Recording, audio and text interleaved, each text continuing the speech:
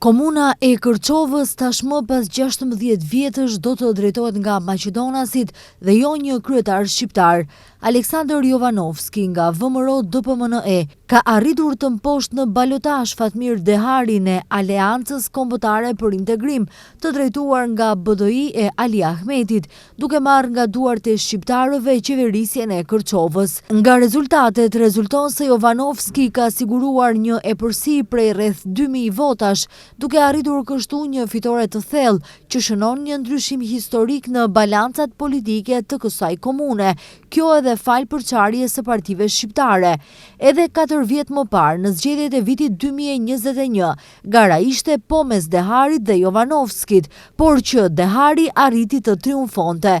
Sipas analistëve vendas, përmbysja e rezultatit reflekton një mobilizim të madh të elektoratit maqedonas dhe një pjesëmarrje më të ulët të votuesve shqiptar, përfshirë edhe ata nga diaspora.